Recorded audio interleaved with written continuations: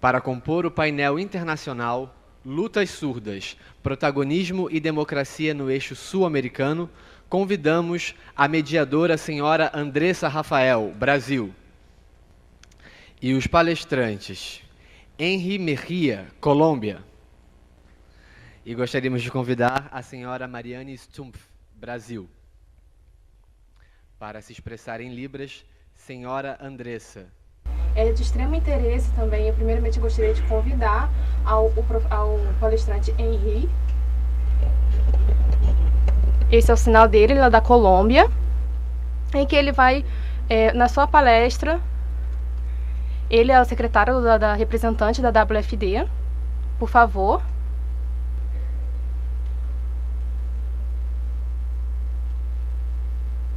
A todos os presentes que estão aqui,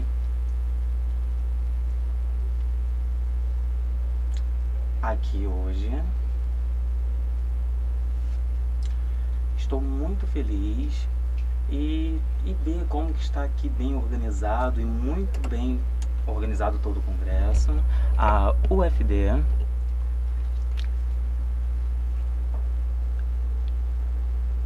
e seria presente do quê? Do Colim. Parabéns a todos. E agora é o momento da Hungria, que também está presente em todo o congresso lá, e também é o momento de todos que puderam participar no congresso internacional lá na Hungria. E foi me dada a oportunidade, a responsabilidade de estar aqui presente na América do Sul aqui. E muitas pessoas têm me perguntado a respeito da relevância e toda a luta que nós temos encontrado.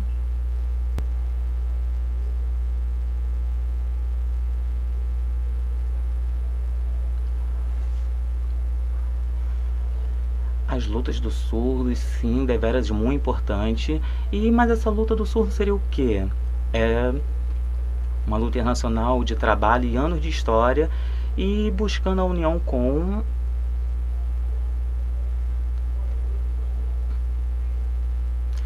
a utilização de sua língua, a língua de sinais, e a importância. A língua de sinais,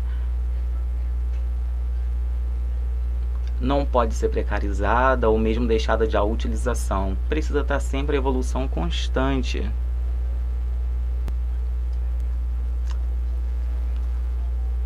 Pois bem,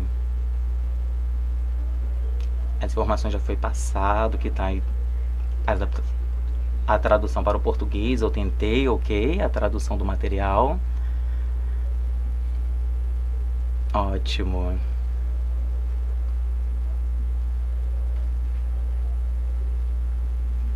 Ok, tudo bem, ótimo. Então, a luta de surdo relacionado há 3 etapas. O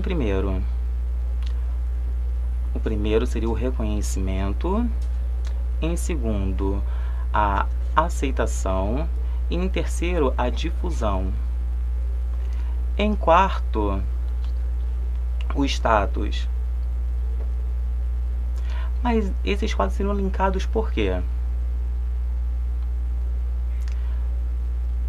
No mundo, assim, responsabilidade aqui na América do Sul, mas em toda parte do mundo, temos 10 países que já foi aprovado esses 5 parâmetros.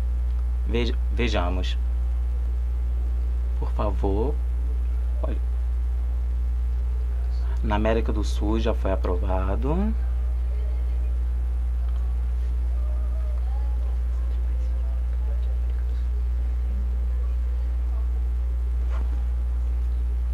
Essas são a relação dos países da América do Sul que já foram aprovados. Foram 7 que já tem a lei dando todo o respaldo. Anteriormente, no mês passado, no Peru recentemente, e que tem se desenvolvido até então. Ano após ano, vendo toda a luta do indivíduo surdo. E aqui no Brasil, em 2002, certo, né, em 2002.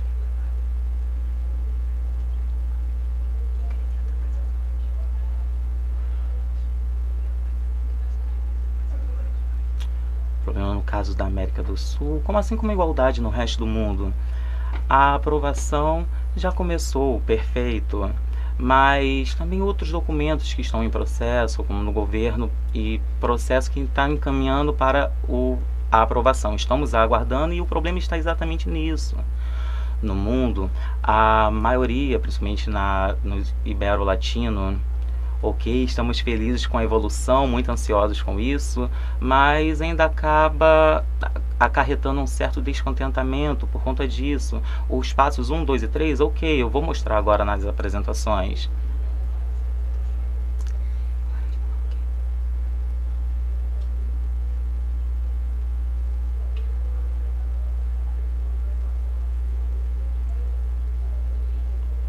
Que já a aceitação já está ok. Mas ainda é importante a luta e prosseguir em constante movimentação para isso. Próximo slide, por favor.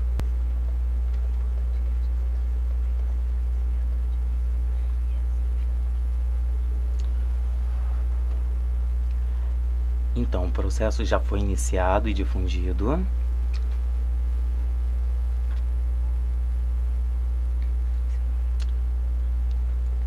O decreto regulamentando o ensino, também a interpretação no âmbito educacional. E os surdos em vários espaços consegue já a sua difusão também. Na América Latina, e pode acontecer de ficar parado ou ficar esperando só a educação, a difusão. Não pode ser anulado ou deixado de lado, precisa ser divulgado, precisa ser compartilhado com os demais.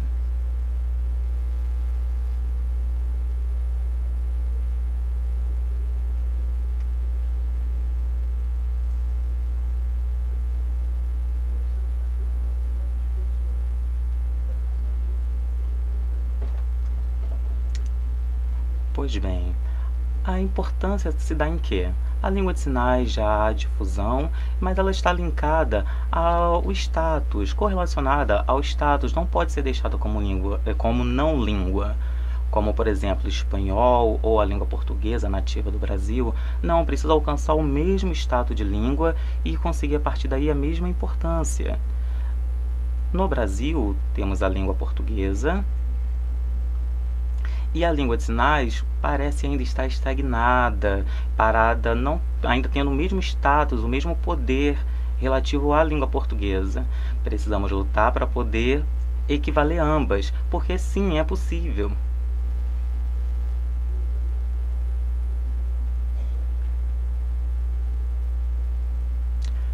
Pois bem, como o status ainda não foi alcançado, como nós podemos fazer isso? Seria a verba governamental, o repasse, caso não nos passe assim, não alcançaríamos então o status de língua?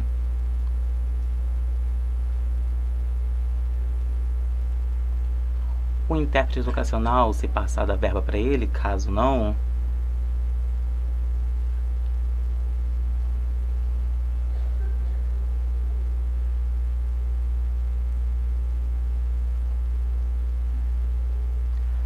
Pois bem, com isso o status ainda não foi alcançado. A língua a língua de sinais, ela serve todo o apoio para o surdo, mas não é assim para dar apoio ao assistencialismo, não é isso. A língua de sinais é um direito reconhecido ao humano, é um direito humano. A língua precisa estar vinculado à minha língua como pessoa.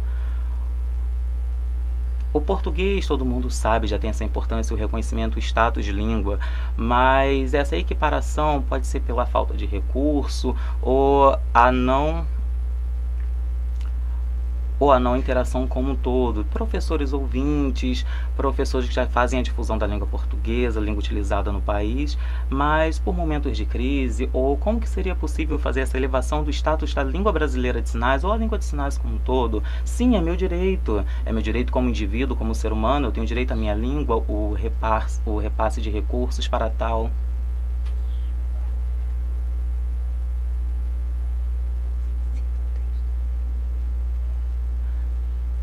Se não houver essa equiparação no status de língua, então o status do bilinguismo ou você caminharia a passos lentos, é toda essa dificuldade.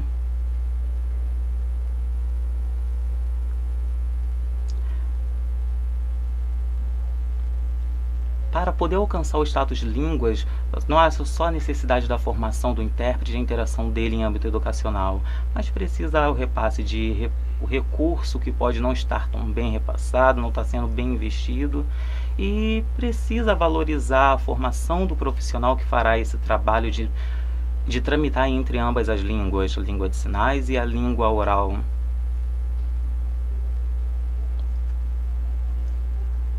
Não alcançando o status de língua, pode achar, ok, na escola está bem, mas não, ainda está defasado e atrasado no quesito ao status.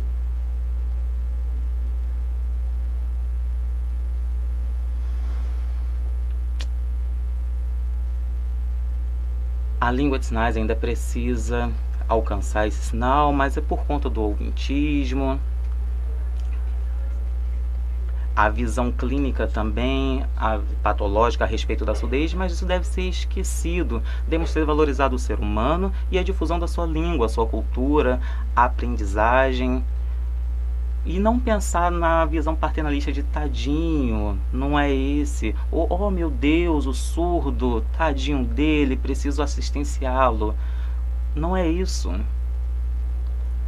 Eu, por exemplo, sou um professor, tenho uma visão do indivíduo e me vejo equiparado em 100% como ouvinte, não há o que diferenciar. Eu utilizo a língua de sinais apenas como uma língua diferente.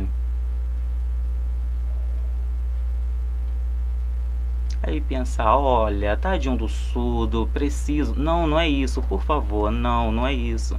A individualidade de cada um, no Japão, na França, ou que seja, que venham aqui e vejam esses intérpretes e precisa, se caso venha um estrangeiro no país, num congresso, e nós também teríamos essa visão, tadinho, ele é estrangeiro, não sabe a língua, é assim que funciona, tadinho dele, precisa de intérprete, não. E exatamente o mesmo tratamento, assim como nós o tratamos como status de língua de ser humano, o mesmo ocorre com o surdo.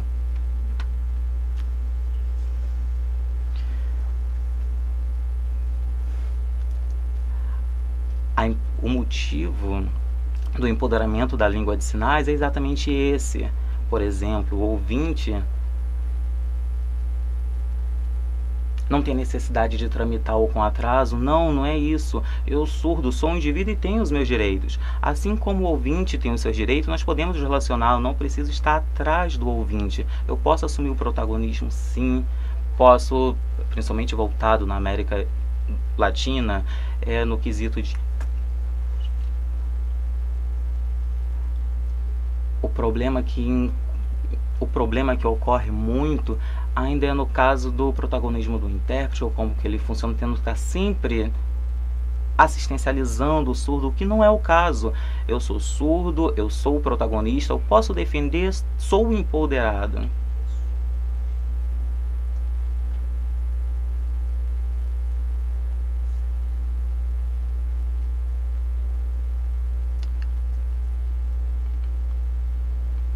Pois bem, alguns surdos que estão espalhados nos mais diversos eventos, mostrando a possibilidade e a necessidade desses 5 parâmetros que têm mostrado necessário.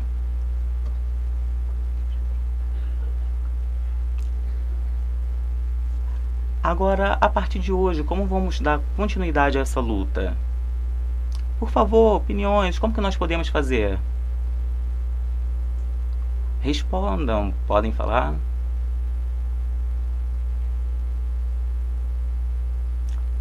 Olha, no âmbito educacional, mais um, quem poderia falar?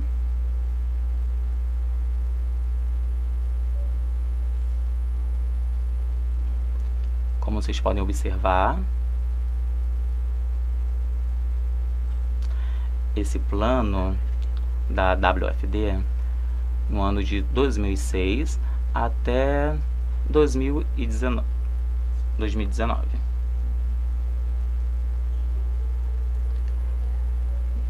Como podemos ver a importância das pesquisas e a necessidade de aprofundamento no campo para que possa assim evoluir os conhecimentos. A difusão apenas disso ainda ocorre de forma resumida, mas ainda é de responsabilidade de todos.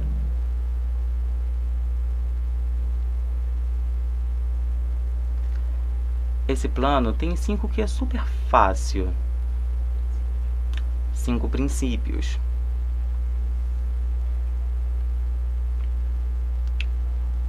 No caso ainda da visão clínica e patológica, não. A partir daí temos que reconhecê-lo como indivíduo, como humano e reconhecê-lo os seus direitos. A língua de sinais também precisa ser respeitada e elevada ao status de língua plena.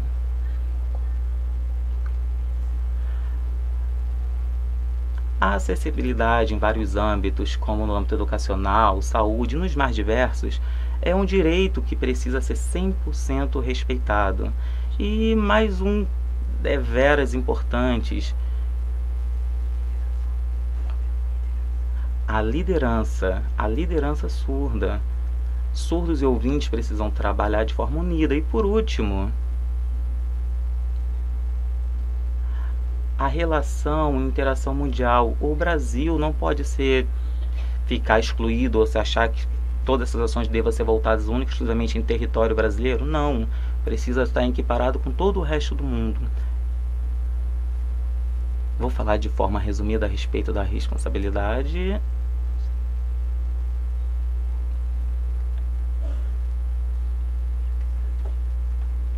Esses são os responsáveis.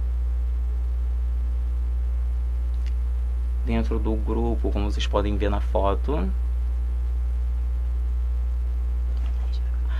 a Ana Regina Campelo, doutora Ana Regina Campelo, estava inclusa sim na junta diretiva.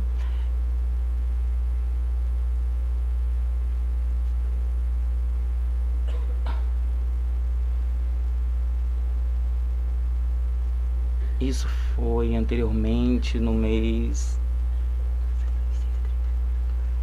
134 países. E a responsabilidade apenas deles? Não. Precisa ser todo um trabalho efetuado com união.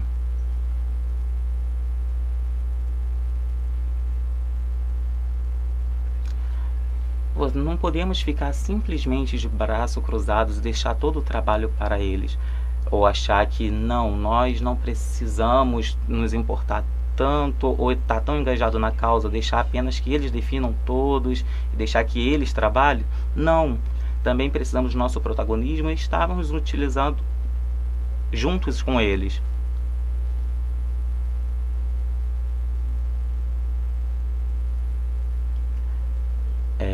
Vendo tardiamente os problemas que podem ser localizados, ou achar que, olha, como está demorando, perda de tempo, ou atraso na tecnologia.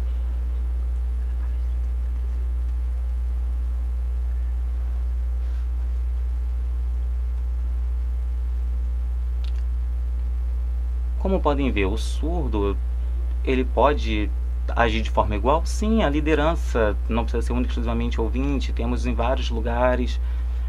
Tão como o empoderamento ou a ida dos surdos se levarem ao trabalho. A responsabilidade e união de todos vocês. Como podem observar,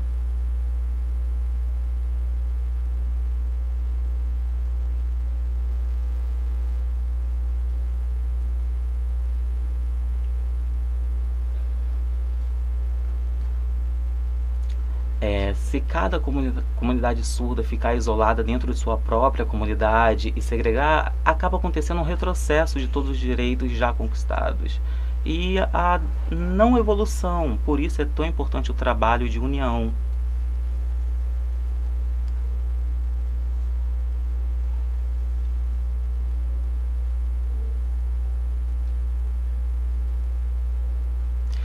Especialmente o direito, também como dos ouvintes, a união e o trabalho em conjunto evoluirá muito mais.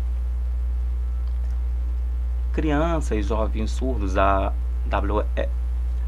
WFD vê como principal protagonismo os jovens surdos, para que possam crescer empoderados e crescer de forma bilíngue plena, com todos os direitos conquistados, e que possam assim ganhar novos lugares, alcançar lugares de protagonismo em outras instâncias.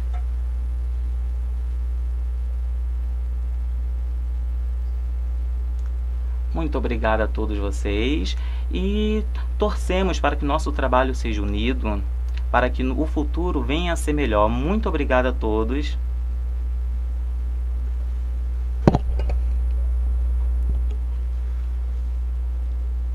Vamos parabenizar essa palestra, realmente traz um tema muito interessante, né? Perdoe-nos por conta do tempo, teve que ser um pouco reduzido, tivemos certos atrasos, pedimos desculpas por isso.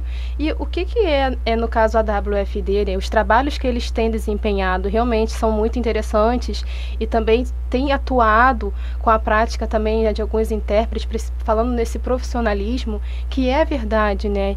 E eu me sinto impressionada porque como a gente percebe semelhanças, né? Na formação, tanto na Colômbia como aqui, realmente é importante que haja um profissionalismo e intérpretes que sejam formados. E para que haja esse apoio também consigamos ter um futuro melhor relacionado às nossas lutas. A importância desse tema é imprescindível para esse congresso.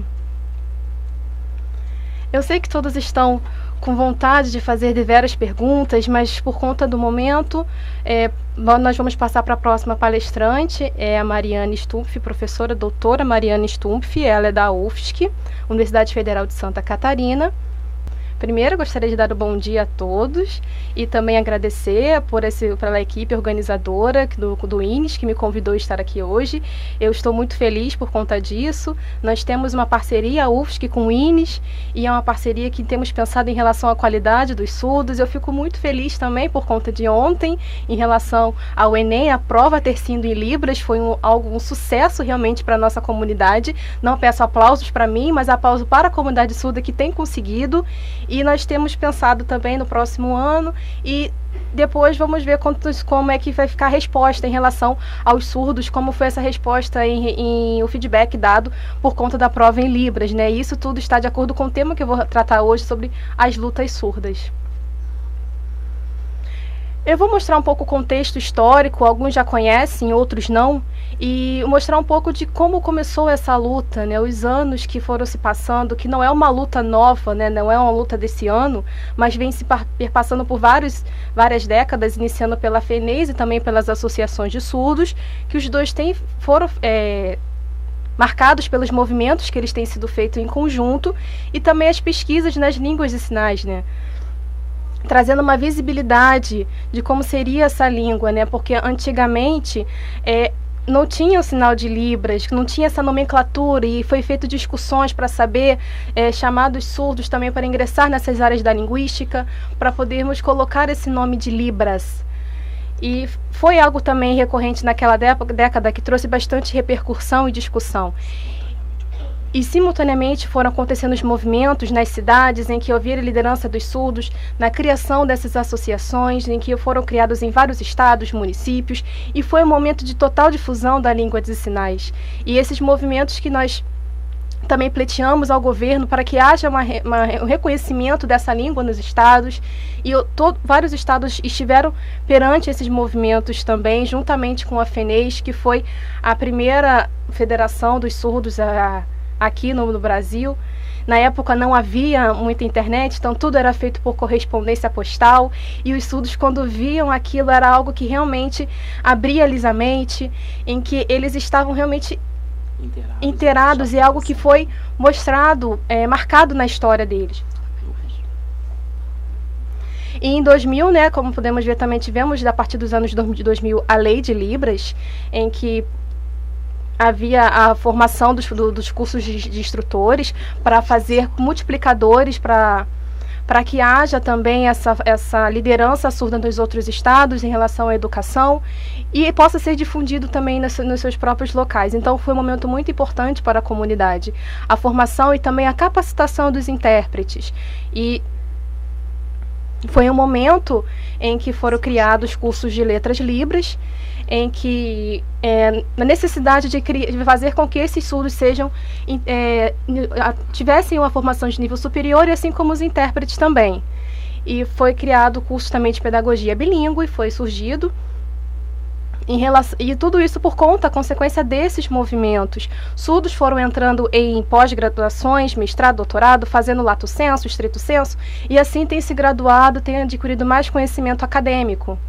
Agora também temos em Alagoas e em Brasília universidades que aceitaram e tem sido feito esse ingresso de surdos e estão aceitando a língua de sinais dentro de suas universidades. E os professores que têm ensinado surdos, têm ensinado Libras dentro da licenciatura, dos cursos de licenciatura, como de fonoaudiologia, e tudo isso está escrito aqui, foi a partir dos anos 2000.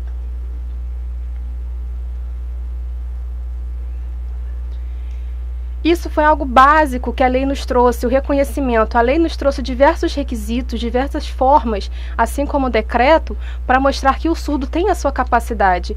Em momentos em que a lei não existia, tinha dificuldades em relação ao acesso, tinha barreiras, e com o advento da lei, com a sanção dessa lei, é que foi difundido como nós surdos, tendo donos de nossas próprias culturas, temos a nossa língua, espaços têm sido abertos para nós, cursos de formação, e outros tipos de formação que têm sido importantes e que nos auxiliam a obter mais conhecimento.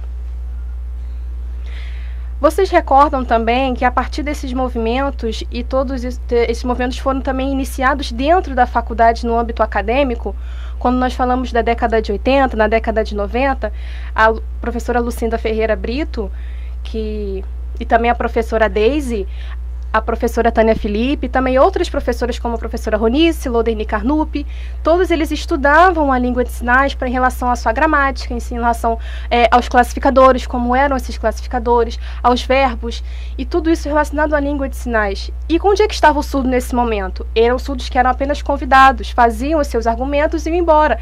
Eles não estavam envolvidos naquela pesquisa. E isso faz com que o surdo também se torne angustiado, e por conta disso eles buscaram a formação, e aqui são o nome de alguns dos surdos que buscaram essa formação, todos esses surdos focados na área da linguística, dos estudos da linguagem.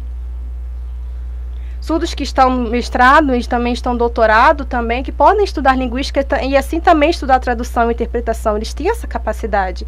Então os surdos eles podem ter esse reconhecimento e seu desenvolvimento como indivíduo. As novas tecnologias têm auxiliado também para que haja uma melhora na educação.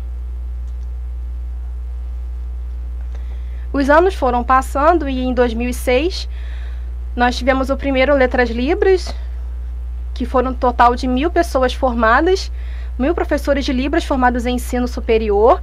Claro que hoje nós temos mais, mas esses 1.000 professores, eles têm essa responsabilidade de difundir a língua de sinais dentro das universidades, dentro das suas comunidades, dos seus congressos.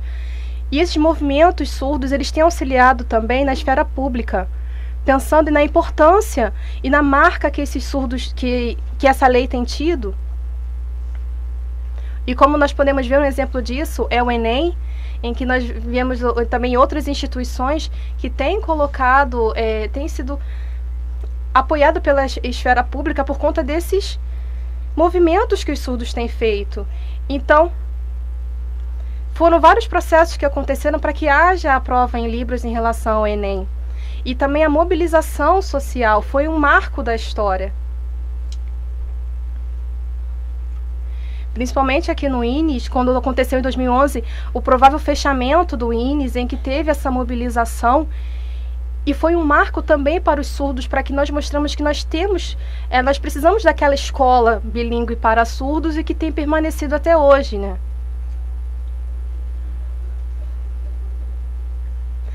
Também artigos que foram feitos explicando sobre o empoderamento e a força dos surdos, da sociedade.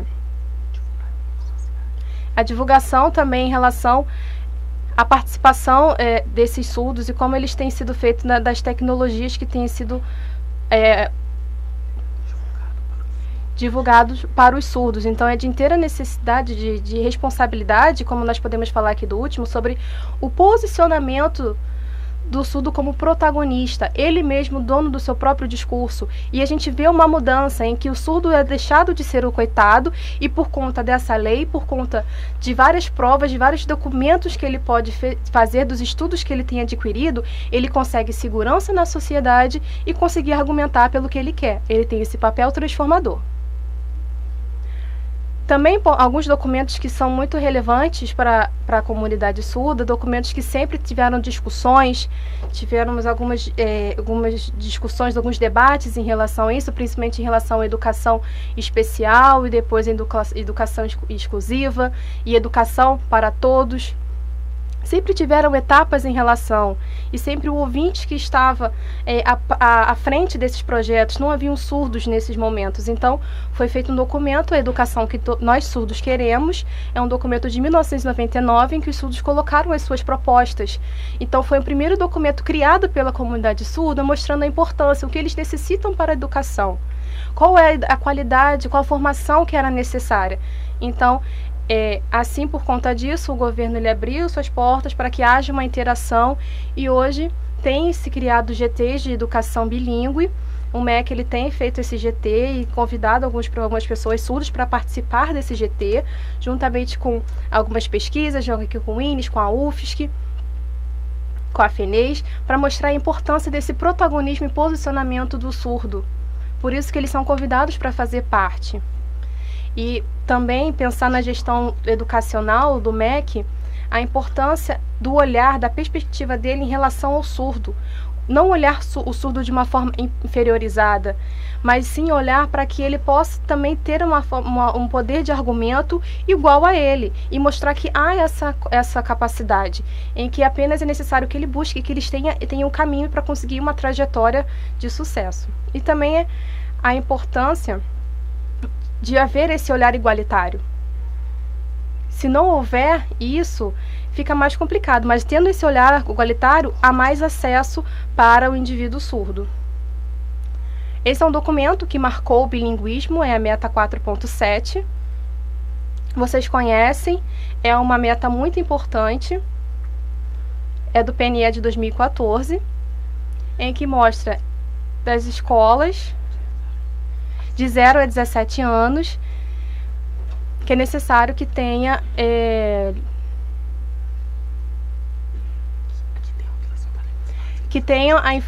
a difusão da língua de sinais, as classes bilíngues, e tomara, né, que agora, após a educação à distância da pedagogia bilíngue, nós podemos fazer mais ações em relação a essa meta 4.7, pois assim professores pedagogos serão mais formados no Brasil. Isso aqui é um censo do INEP, em que mostra os alunos, quantos alunos do nível básico, do ensino, educação infantil, tudo isso é mostrado.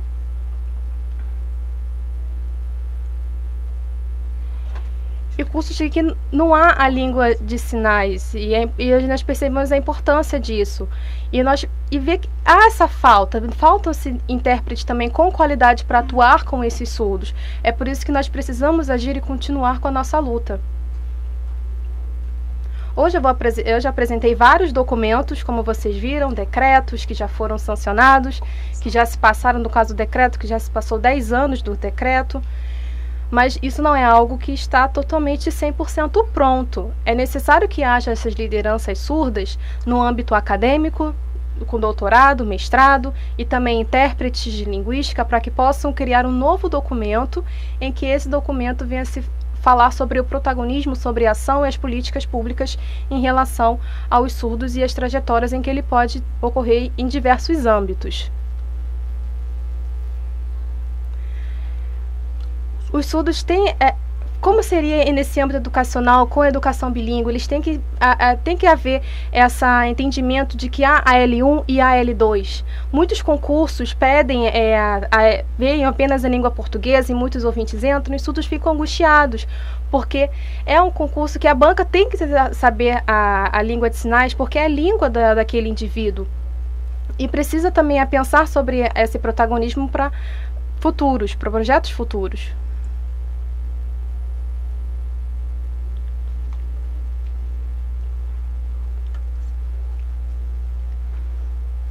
Volta, por favor. Volta. Esse é o último slide e é uma reflexão que eu trago para vocês das nossas ações futuras. Já se passaram vários anos, como vocês viram, década de 80, de 90 e até hoje.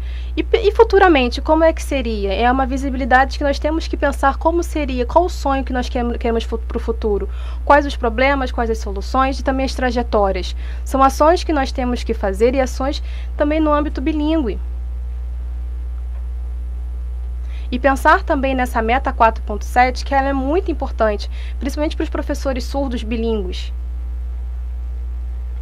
A FENES, que antes a FENES ela teve também essa preocupação de ser vinculada a vários estados, para poder pensar na integração da vida dos surdos, dos familiares. Era apenas um trabalho feito de uma forma básica, porém agora a FENES ela tem mudado, ela tem pensado em relação a gestores da educação, as discussões em relação aos GTs, como seria esses representantes, quem seria esse representante, qual o posicionamento desse surdo, do discurso dele, toda essa preocupação em relação à lei, tudo isso tem que ser colocado. Não é simplesmente botar uma pessoa, é necessário que haja esse posicionamento para que ele esteja envolvido nesse documento e conseguir ter uma visibilidade do gestor. Então é algo que tem que ser feito em ligação uns com os outros. Também a importância da relação entre os ouvintes e os surdos, a troca que há entre esses dois grupos. Isso sei que é um pouco difícil, eu sei disso. Alguns têm uma interação muito boa, alguns têm uma certa dificuldade, mas às vezes não tem informação, às vezes é falta de informação mesmo, falta de formação, e aos poucos com as formações nós vamos conseguir. Por exemplo, na UFSC tem de 2004 a 2017, de mestrado a doutorado, temos 124 surdos que são formados, 10 que são doutores surdos. E isso tem se elevado, tem sido equiparado também. Vocês viram os números ali, nós precisamos incentivar esses surdos também para estar nesses locais, para que possa abrir também pós-graduações, tanto em lato sensu ou estrito sensu, para que eles possam ingressar e difundir mais da língua de sinais. A Universidade de Alagoas, a UNB, elas têm aberto, mas nós precisamos de mais locais de acesso. E como nós podemos fazendo isso, voltando ao tema, é essa interação de surdos e ouvintes. Hoje, temos uma certa disputa, eu sei, mas como nós podemos fazer isso? Como podemos trabalhar juntos, trabalhar de forma igualitária? Como podemos fazer uma ação conjunta? As pesquisas, não precisa convidar apenas o surdo para poder ele contar nossa história e assim a história dele, o surdo vai embora. Isso faz com que ele fique angustiado. É necessário que ele trabalhe junto, que ele estude junto, que ele participe do processo junto, que ele escreva o artigo junto. Isso é o protagonismo. E também outra coisa relevante é, pensando sobre o futuro que nós pensamos é que haja a língua de sinais e pensando que possa haver outros conflitos com o ouvinte, nós não queremos isso. Queremos um trabalho conjunto para que venhamos evoluir junto. Haja evolução tanto de surdos quanto em ouvintes, mas isso só se dá com um trabalho conjunto. E assim a gente consegue essa evolução, a gente consegue entender a cultura de ambos os lados, consegue entender cada um. E por último, o último tema que vocês estão vendo aqui, no caso como do tema roubar a língua de sinais, é um tema bastante conflituoso, mas já tem se colocado nas redes sociais, no Facebook, e o estudo fica um pouco descontentado por conta de concursos públicos que eles não conseguem pegar aquela vaga, não conseguem passar e adquirir aquela vaga, não é verdade? Então eu fico pensando sobre esse termo, roubar a língua de sinais. Alguns ouvintes já me perguntaram, mas surdo não conseguiu passar, surdo, como é que o surdo vai trabalhar? É algum problema em relação ao concurso? O que é? Mas às vezes naquela cidade não tem surdo, então o ouvinte faz e passa. Aí eu penso, ok, tudo bem, numa cidade, um concurso público é importante, mas a pessoa aceitou aquela responsabilidade. E caso haja alguma coisa assim desse tipo, o ouvinte às vezes passa naquele concurso público e continua sua trajetória sozinho. Chama um surdo para estar com você, para poder atuar juntamente com você e participar desses cursos. Porque isso também é responsabilidade, também é uma questão de ética. É importante que haja esse trabalho conjunto, não só aqui no Brasil, mas também em outros países. Tem se mostrado surdos com essa angústia. A WFD, que é a Federação Mundial dos Surdos, juntamente com a WASL, que é a Federação dos Intérpretes, tem pensado como poder pegar essas formações e disponibilizar nesses momentos em que há esse conflito em relação à língua de sinais. Pensando no surdo como sujeito sinalizador. Ele que tem a sua própria língua, ele tem a sua base cultural e ele também tem esse direito de ensinar. Mas tudo isso por questões de ética. E o que traz muito descontentamento, porque não há esse trabalho junto. E é importante que haja. É importante que haja os dois trabalhando de forma conjunta para que haja a evolução. Eu sei que muitos surdos estão pensando em relação a hoje, nos anos 80, nos anos 90 e até os dias atuais, quantos surdos que têm conseguido, que têm continuado seus estudos, suas lutas, e eu quero agradecer a todos por conta disso.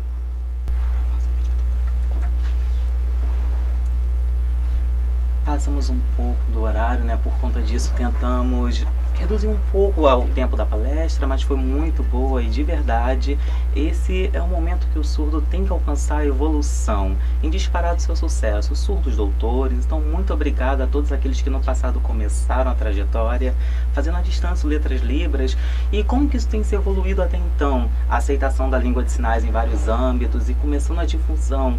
E torço para que no futuro melhore ainda mais. Sabemos que é muita luta e não podemos desistir nunca. Muito obrigado a ambos e por esse tema tão interessante. Por conta do tempo, que já é deveras tarde, não poderá fazer pergunta, mas se você os encontrá-los em algum momento pelos corredores, se quiser tirar alguma dúvida, fiquem à vontade. Muito obrigado a todos, parabéns.